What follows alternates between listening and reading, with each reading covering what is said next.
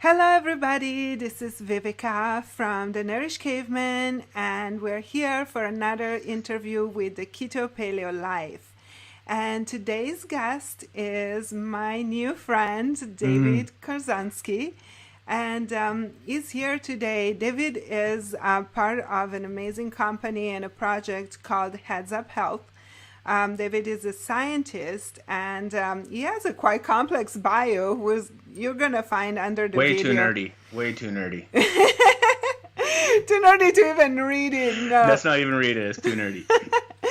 So, David is a very accomplished scientist, and I am really excited for this interview because I come from a kind of different perspective or more holistic. It comes from the numbers and science, but we have found a really sweet spot of like a crossing place, a common place that we share in tracking certain values. So, I want to, first of all, welcome, Dave, and thank you for Yes. coming to the Keto Paleo Life.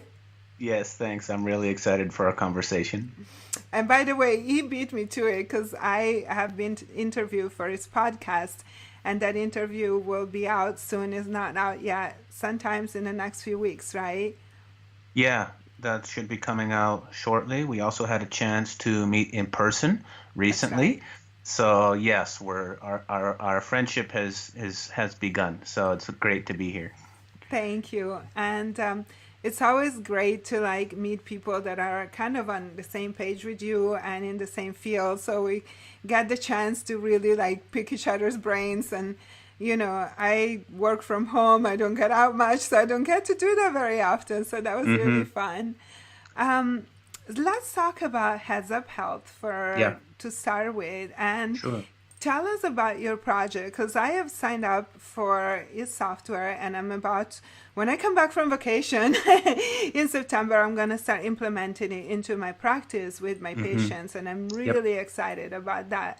So tell us about the software and what you do with this project, and yeah, what is it all about?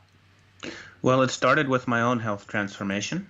And as you read in my nerdy bio, I was deep into the technology industry in Silicon Valley. And my stress levels started getting to a point where my body was no longer managing the stress in a healthy way.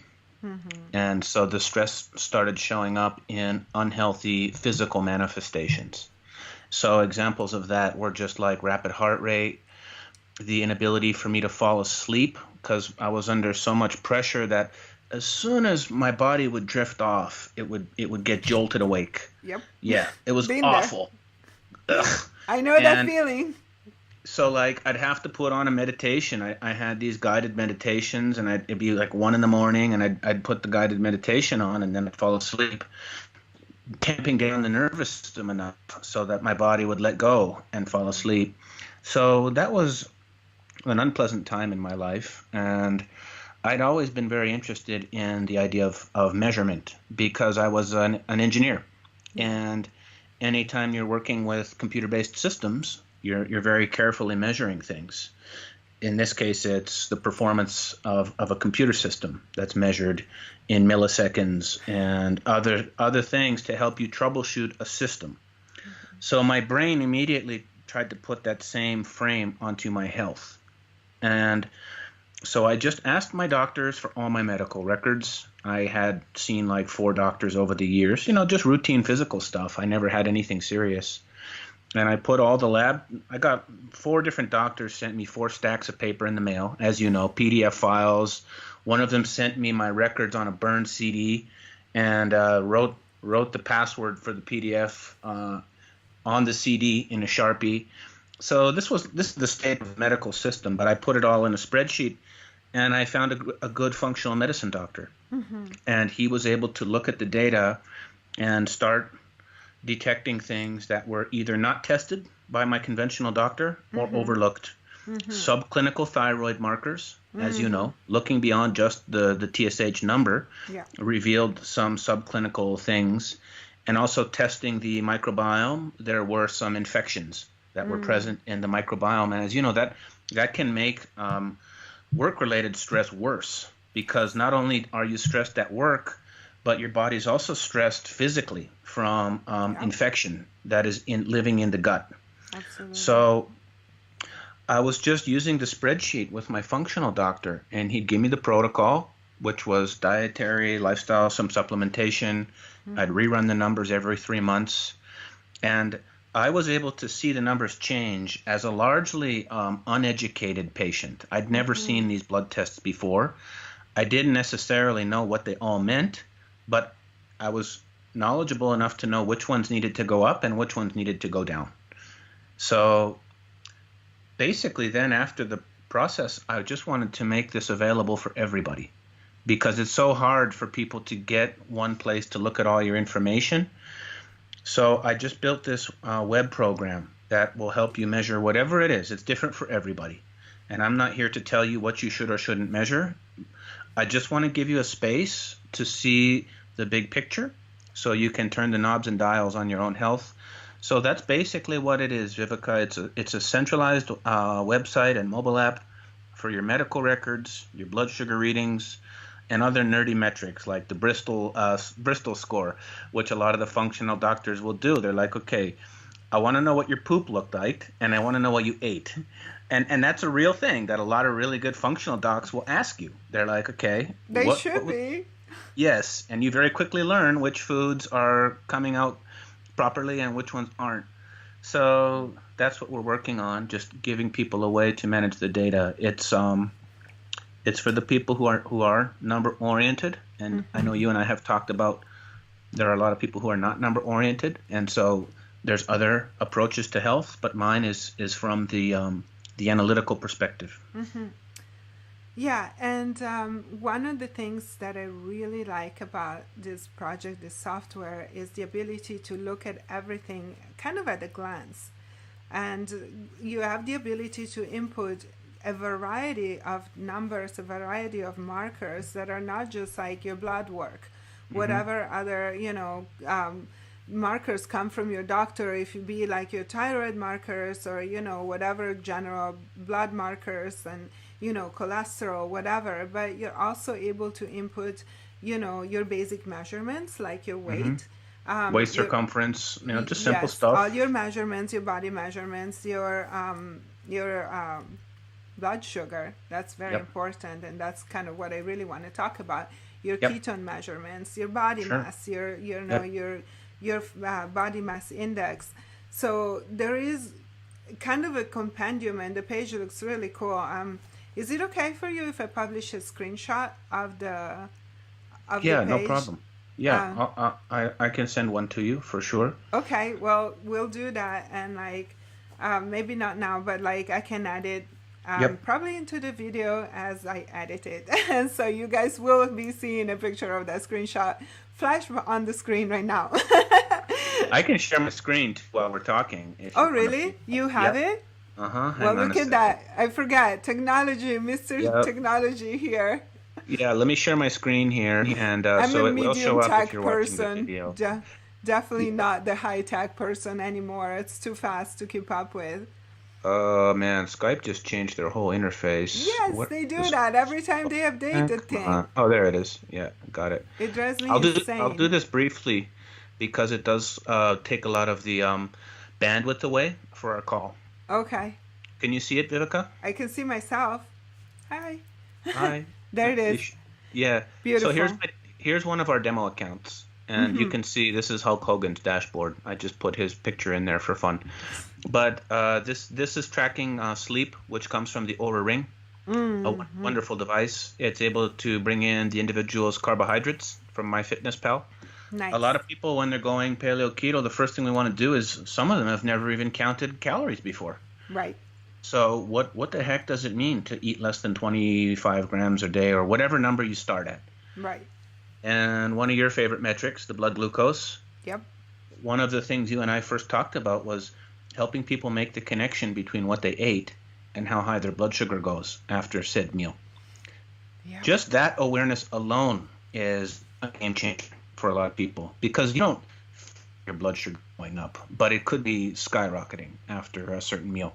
Yep. And then waist circumference, if you wanted to take body measurements, people lose a lot of weight when they start moving towards a the templates that you're using, the nutritional templates, weight, resting heart rate, blood pressure for a lot of people. This is completely customizable. If you're doing fasting, if you're doing heart rate variability, you can put in as many metrics on here as you want. And then there's also the blood work. If you want to track your labs, you can put them in here, because for me, I wanted to see how a lifestyle change would change my cholesterol level. Like, did it go up or down on paleo keto? That's interesting to know.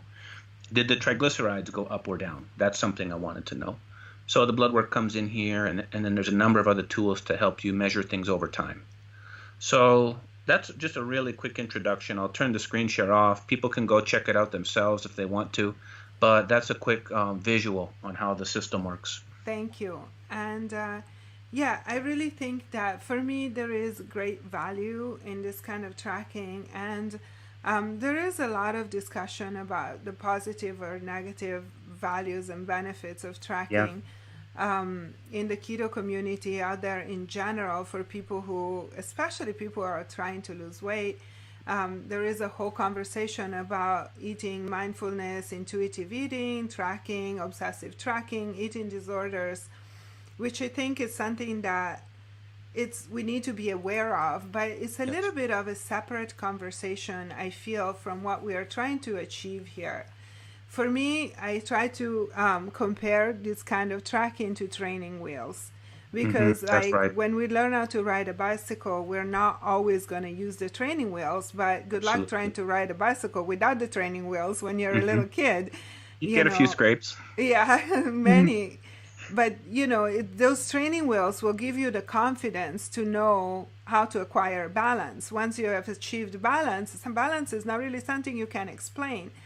And for me, to eat keto paleo, intuitive eating is kind of the goal. That is the end of a process of, like, I've been all into this conversation about adaptations and processes. And this is a process where the tracking really helps you understand what things look like and what the results and the benefits of a certain lifestyle are. So one of my favorite ones, as we just mentioned, is the glucose tracking. What are your experiences with that? What do you think about tracking glucose? How has that been for you in your personal life? Have you done it? Well, I think the first big nutritional change I made was just coming off the standard American diet. And I tried the bulletproof diet maybe 5 years ago, which was Dave Asprey's diet, which is a version of this. And I had some really good weight loss results, but I was not tracking blood sugar at all. So I still had no concept of maintaining low blood sugar levels. And I plateaued maybe after losing about 10 pounds. And then when I discovered keto, that's when I started testing my blood sugar after different meals. And really learning what it means to keep it below 120, 100, whatever your goal is. And I started seeing what a large serving of white rice would do to my blood sugar. But that was something that was totally normal when I was first learning paleo. I didn't know. So I think it was very helpful for me, first of all, to test after different meals, also to test first thing in the morning.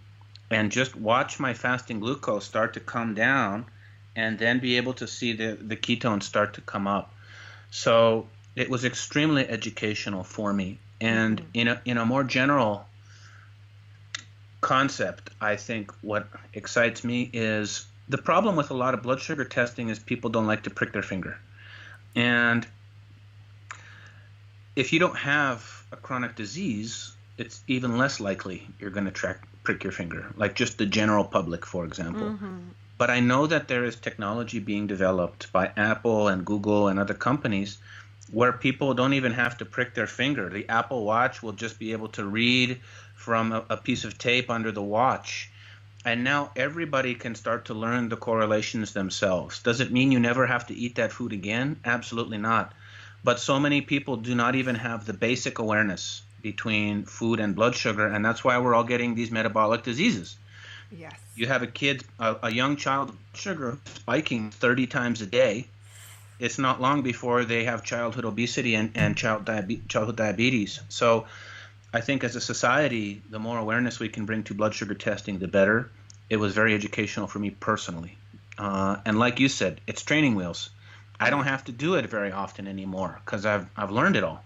So yeah, that's kind of how I look at it. And I think that's where like the intuitive part then comes in, because like I tracked my blood sugars for about 3 years pretty Hmm. intensely. Yeah. And for the first 6 months, I measured 7 times a day. This is what Yep. I do to most of my patients when they start the process of learning about, keto adaptation and like going through my program, which is keto adaptation and all of the other things. But for me, it's about graphing more than just individual readings, Yeah. because not a lot of people actually look at the curves and the graphs. Hmm. And like when I look at the graph, for me, it's like it gives me a lot better idea about reactivity and sensitivity, or insulin, like how insulin comes into Yep. play versus just one isolated reading. Even if it's Yep. just like if I don't have anything to compare before the meal, like the reading after the meal, it just tells me a little bit. But Yeah. when I have a fasting and then I have it before the meal, and like how the glucose just undulates throughout the day, it gives me a whole different perspective of what's going on, not just metabolically with that person, but also regarding stress and food sensitivities. Yep. Because Absolutely. glucose and cortisol and like strictly related, closely related. And then like it's amazing, you will see if you do this kind of testing how your glucose changes, even if it's a ketogenic food, but there is a sensitivity to that food. Absolutely. So it's quite interesting. And one thing that I really liked about Heads of Health, that you can see that graph. And Yep. yeah, that got me really excited, because like I see it in my head. I don't actually have patients graph it, because we do Yep. that with temperatures. Oh, and that's Sure. another thing that I probably Basal will temp. Yep. customize is for It's in there. temperatures. Yep. You We know, have that in there. do you know the Barnes test? No. Dr. Barnes? No. Okay, we'll talk about this later. I'll send you to it, but it's a different, slightly different ways. No, wait. There is Barnes test, and who's the other one? Ah, Lordy. So there I'm are gonna write two it different down ways so I to can check it track out. temperatures, Yep. and that's another thing that we like to graph. So any software that will let you have a graph and that you can see it, it's a really good tool for like just education and management, and also managing patients, keeping Yeah, it's people cool. connected with what's going on the inside of your body. Yeah, you can track blood sugar and then watch your weight come down as you start to choose foods that are more friendly for you glycemically. And also some foods that used to, I think your blood sugar responses will change over time as your microbiome changes, and also as your body composition changes. Putting on a lot of lean muscle mass can actually have a favorable response on blood sugar. So you could test a food now and then test it 6, 12, 18 months from now, and maybe your body starts to respond differently. So having some reference points, I think, is really helpful. And it was actually my functional medicine doctor. He said, Dave, go eat your favorite breakfast. I don't care what it is. Go to Denny's, eat the pancakes, the bacon, and the eggs. I don't care. I want your blood sugar before, 1 hour after you ate that, 2 hours, and 3 hours. Yep. He wanted it exactly for that reason you described, which was he wants to see those curves.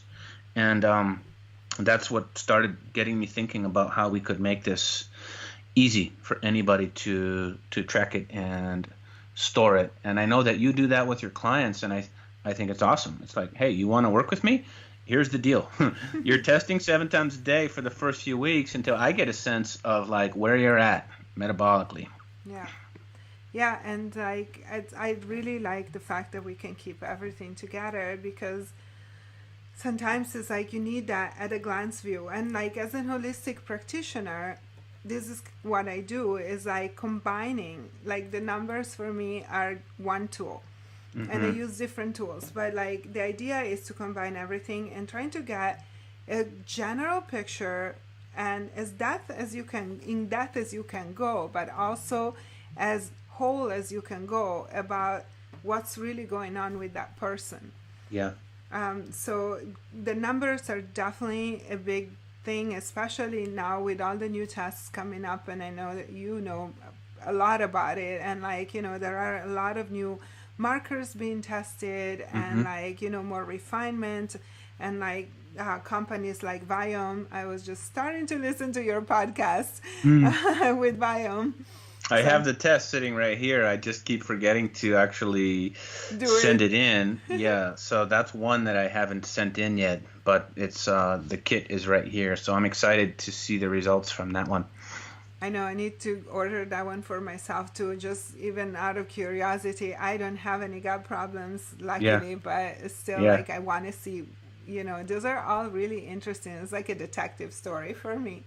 Yeah, you learn more about yourself. I don't have anything serious either, but I'm very interested in the test. One interesting thing about Viome is they used to also ask you for a blood sugar reading along with Mm, the stool sample. They nice. don't do that anymore Oh, really? because they as they get more samples into their database, Mm-hmm. their machine learning has gotten so good Nice. that they already know what your blood sugar is going to be just based on the microbiome. So we're getting to learn so much about health from technology, like from they're able to start analyzing hundreds of thousands of samples Mm-hmm. and be able to tell you without even needing the blood sugar where you stand. So yeah, it's getting very interesting and powerful, some of these tests. Right. So, tell me, like, we were chatting a little bit before about like your perspective and this project, and like for you, this is just kind of a phase in your life, but like, where do you see like the big picture for you going? Like after being like so scientifically driven, I know that we do share some views on that as Hmm. well. We do, yes. I think that I shared a little bit with you about where I see the next chapter in my life, whenever Mm-hmm. that begins. And I want to go much deeper into plant-based medicines, and I want to go much deeper into energy-based healing modalities as Mm-hmm. well. So those are where my the other side of my personal interests lie, which is you talked about balance. And so I'm excited for having more space in my life to make those things part of what I do. Right now, I'm very focused on this mission Mm-hmm. because I believe there's a need for what I'm building, Yes. but it's all consuming. And so I'm okay with that. That's where I am today. Mm-hmm. The previous chapter, I was climbing the corporate ladder in Silicon Valley. Now I'm building this. The next chapter, I will be somewhere completely different, working on a completely different project. And so, yeah, there's different phases, and I don't know when that's going to come. And I don't want to get too deep into like into some of that stuff here, but yeah, I'm starting to think more about what's next for Dave. I don't know when that's going to start, but I'm excited for it, and Yeah, I'm I'm just very excited for grateful for you. everything I have today. I don't feel like what I do is work. I feel like it's something I love to do, and I feel like it's a contribution to society. And I can wake up every morning and put in 12 to 14 hours of just really intense passion and not feel like I'm working. So That's awesome. yeah, I love it. Yeah, I think that I'm really excited for you, and I think that it makes sense for me as far as like the, you know, holistic viewpoint of like, I think a lot of people these days, and I'm trying to sneak this perspective into my work from, you know, and the reason why I ask you is because you're a scientist and, you know, I am not. You're a man and I'm a woman, and sometimes there are different perspectives on this, and I know that a lot of people consider just the hard science as valid. Well, they really easily dismiss, like, so the numbers are valid, the science is valid, but what about things that transcend that, at least in our immediate perspective? Because Sure. we know that like science is catching up to more like esoteric point of views, like quantum physics, string theory, you know, all this, like, you know, this accelerator in Bern, like, is proving things that before were like in the realm of complete like esoteric, and now they're Yep. becoming like proven with numbers. Yes. But I like to hear, your perspective as a scientist, because you are one of the people that are able to see the whole picture, and you understand that the numbers do not exclude the other side, which is the energy side. Energy and numbers are the same thing, right? Yes. Mathematics.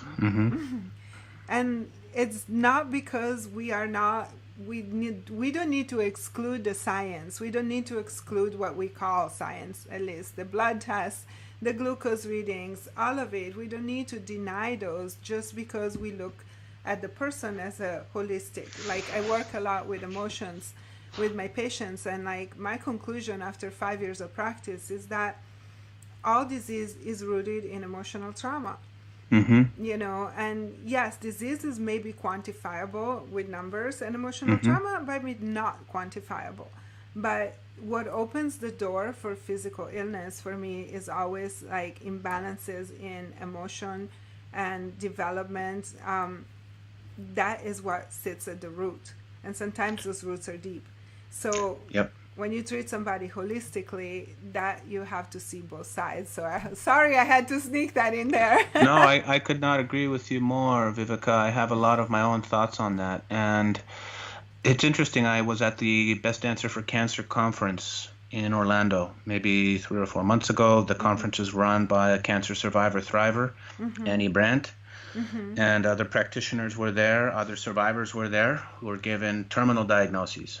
Pack your bags, say your goodbyes, you're done. Right. And in Annie's book, she says that there is a very strong correlation between emotional trauma and cancer. And she even says that there's a period of about 2 years post-trauma where the disease will start to manifest. There's also a very tight correlation with autoimmune diseases and trauma. And so the underlying emotional traumas are not healed through conventional medicine. Those require spiritual, psychospiritual healing. And there are many ways to do that. I've done a lot of that work on myself because I believe that's important for me as a human being. Right. And I continue to do that work on myself because it allows me to be of service in the best possible way that I can. I think if I can play a role to help people heal physically, then that can help them reach the next level of their own personal self and their own potential. You and I talked about this before the show. If people tell us they don't need our products anymore, we've done our job. So the numbers will help you treat the condition, and the numbers come down, and you're in a good place. And then you can move into other realms of growth. I believe that we are energetic beings. I believe that there are dimensions that we do not have access to in the default frequency of the brain. And we just don't have ways to measure them, therefore they don't exist. But I don't believe that. And we have to use other modalities to work on that side of ourselves. And so that's something that is very important to me personally and professionally. I can't really build ways for you to track that stuff yet. But as soon as I can think of a way, you can bet it's going to be inside the system. I can't wait for that. I know it's just a question of time. I mean, human ingenuity has really come a long way. And technology is it's kind of coming around in that way as well, because we are both kind of overpowered and overwhelmed by technology in a way.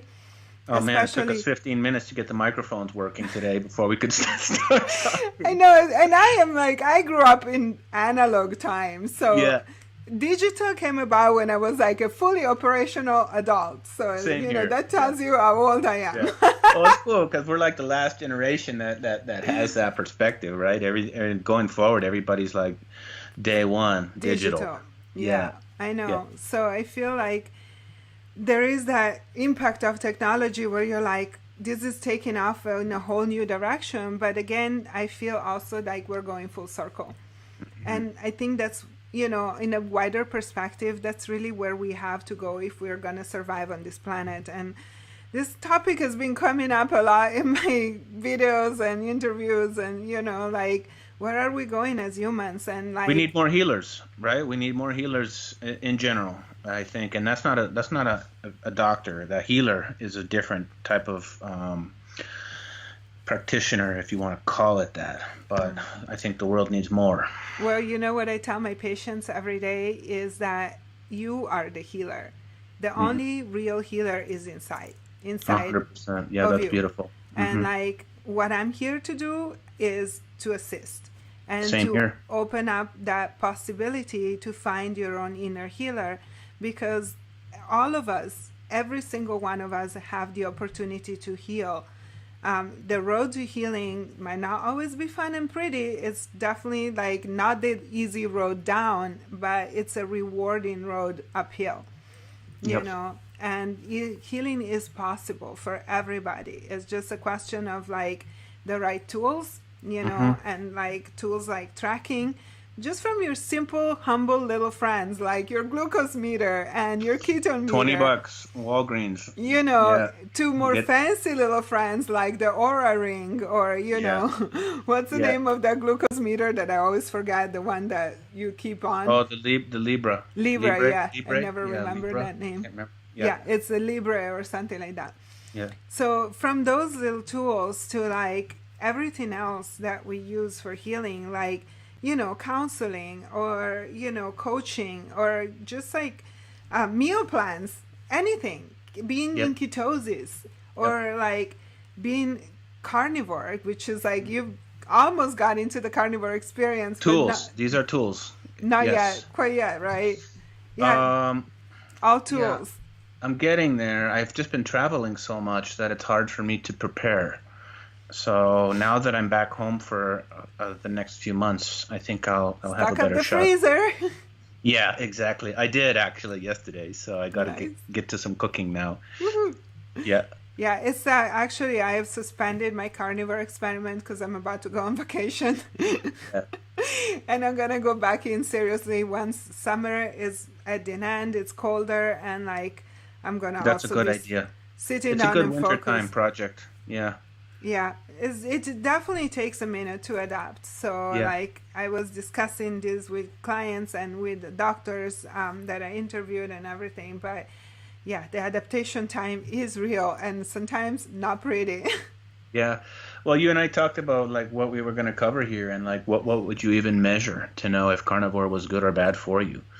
So you might measure your waist circumference. You might measure your hemoglobin A1C. You might measure your cholesterol levels. How did your lipid panel change? Maybe inflammation comes down. Inflammation levels, yes. Liver Check CRP. enzymes. Yeah, simple tests. My test, I just got all my labs run. So I'd like to do it for I don't know, 30 days and then rerun the labs and just see did certain numbers move in the right direction. Presumably I'm going to drop a few pounds. Maybe I'll take some pictures because there's physical change, visible change that happens Yes. with the body as well. So different ways to quantify whether you're doing is improving your health or not. I think is something that I'd like to do as part of my own experiment with carnivore. I just haven't documented it yet. Yeah, and I think that the numbers can be slightly different because like when we go carnivore, like really fully carnivore in the Paleolithic sense, you know, not just like kind of these modern versions. Mm-hmm. There are different versions of this carnivore diet floating out there. When Yep. I quote it as keto carnivore, which has kind of been what I do, is not being like a super serious version of it. When the therapeutic, really serious version of it is the PKD, which is Paleolithic ketogenic diet, and that's what the people at Paleomedicina do in Hungary, and they're scientists. You know, Yep. they're solid scientists, been doing this for more than 10 years, and I have a lot of respect, and I cannot wait to go get trained by Sounds them incredible. you know, to really be able to like do all the blood work and Yep. understanding and read it. So coming up soon on the screens, you know, more information, Share more knowledge. Yes, Yeah. I love So, it. Dave, is there anything else that you would like to share with us about, I don't know, about what you're doing right now? Anything that, from everything you glean from all your knowledge and the podcast and the work you've been doing with this project, Heads Up Health, anything you want to share with our listeners, watchers, that can be helpful for them in their health journey? I think if you listen to a lot of the people I've interviewed, the common theme is to learn how to become your own detective. And this was coined from Carrie Brown, who I interviewed, and she talked about her battle with bipolar and my own experience. And it's just learning how to become your own detective, how to question things, and how to learn how to measure things. You could also call it developing your own bullshit detector. You can call it biohacking. You can call it whatever you want. But we are responsible for becoming our own health detectives. Yes. The odds are not stacked in our favor because of the environment that we live in sometimes, the food that is marketed to us, the food that is engineered to hijack the reward circuits in our brain. That's what Rob Wolf talked about in his book, Wired to Eat. Yeah. So the onus is on us as individuals to become our own detectives and to work with doctors and practitioners as consultants, and rather than the be-all end-all. And so I think that's how I live my life, and I think that's what I'm trying to provide, my own piece of that for people who need it. Awesome. I am very much in agreement with that. That's great. Yeah. And I think that we all have the power to take responsibility for our health, take our health in our hands, and really make the changes that we need to, so to get the results that we want. Absolutely. Whether it's analytical or spiritual or healing trauma, I mean, it's all part of the whole. And so do what you need to do and learn how to become your own detective. And that's what I would leave everyone with. And also just say that I'm really enjoying working with you, and we're crossing paths all the time now. So I'm excited about our professional work together and our friendship. And it was just, it's great to have the conversation here. Thank you so much. I really appreciate you taking the time and being part of this keto paleo life. Yes. I will post some links for the software, for your website, for your work. You have really cool podcasts that people can listen to. And there will be links where you guys can find Dave. Thank you so much, everybody, for watching for this other episode of the Keto Paleo Life. And I'll see you again soon. Thanks, Vivica.